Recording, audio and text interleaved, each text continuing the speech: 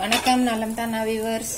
இன்னைக்கு முள்ளங்கி மாங்காய் கத்திரிக்காய் அப்பெல்லாம் போட்டு புளிக்குழம்பு செய்ய போறோம். கலவாசி முள்ளங்கி சாம்பார் தான் வைப்போம்.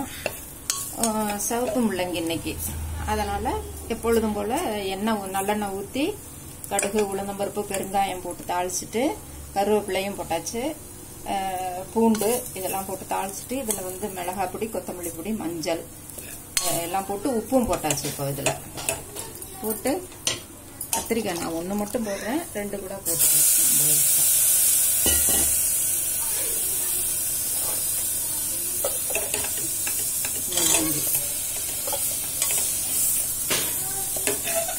போட்டு கொஞ்சம் சூடானதுக்கப்புறம்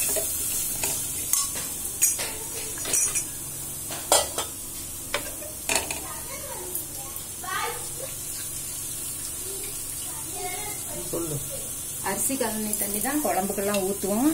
நீங்களும் அது மாதிரி அந்த சத்தும் வேற சேரும். தண்ணி கொஞ்சம் ஊற்றி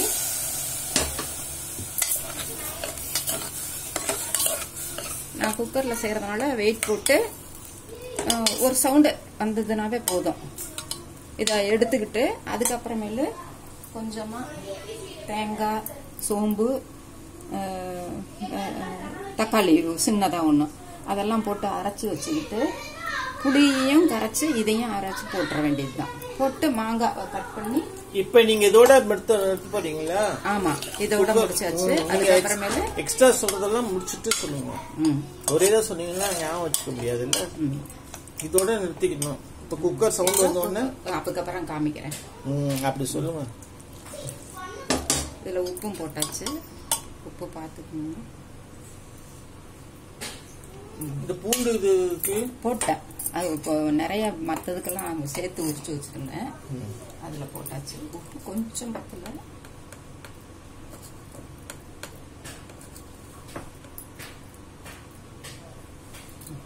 ஒரே ஒரு சவுண்டு வந்ததுன்னா முள்ளங்கியும் கத்திரிக்காயும் வந்துடும். குக்கர் மூடி போட்டோம்னா வெயிட் போட்டு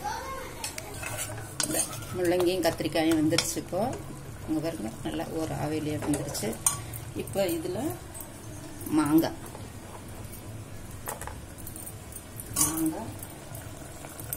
புளியும் தேங்காய் அரைச்சதும் கொஞ்சமாக தான் நான் தேங்காய் அரைச்சி ஊற்றிருக்கேன். நம்ம வேணும்னா இன்னும் கொஞ்சம் ஊற்றிக்கலாம். இதெல்லாம் அரைச்சி போட்டாச்சு. நல்லா கொஞ்சம் பச்சை வாசம் போகிற வரையில அரைக்கிறதுக்கு என்ன போட்டிருக்கீங்க? தேங்காய் சோம்பு சும்மா ஒரு பிஞ்சு ஜீரகம் சின்ன வெங்காயம் ஒரு 2 மட்டும் தக்காளி ஒன்று சின்னதும் போட்டேன். வேணும்னா போட்டுக்கலாம். இல்லை நான் கொஞ்சம் கொஞ்சமா எல்லாமே மாங்காய் புளி தக்காளி. இப்போ இது கொதி வரணும். இப்போ ஆமா அவ்வளவுதான். கொதி அரைக்கிற வேண்டியது. மாங்காய் வெந்த உடனே வேகிற அளவுக்கு புளி கொதிச்சாவே போதும், சரியா இருக்கும், நல்லா இருக்கும். அவ்வளவுதான். நீங்களும் செஞ்சு பார்த்துட்டு கழுவி ஊற்றிடலாம்.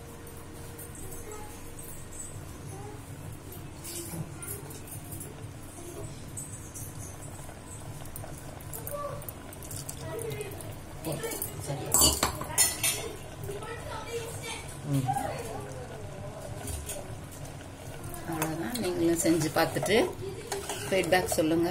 ஒரு வித்தியாசம். முள்ளங்கி எப்பொழுதும் புளிக்குழம்புல போட மாட்டோம். கொஞ்சமா புளி ஊற்றி, ரொம்ப போடாம கொஞ்சமா புளி ஊற்றி செஞ்சோம்னா இதுவும் நல்லா இருக்கும். செஞ்சு பார்த்துட்டு எப்படி இருக்குன்னு ஃபீட்பேக் சொல்லுங்க. நலம் தானா சேனலுக்கு சப்ஸ்கிரைப் பண்ணுங்க, பெல் பட்டனை ப்ரெஸ் பண்ணுங்க. வேற ஒரு வீடியோவில் பார்க்கலாம். தேங்க்யூ.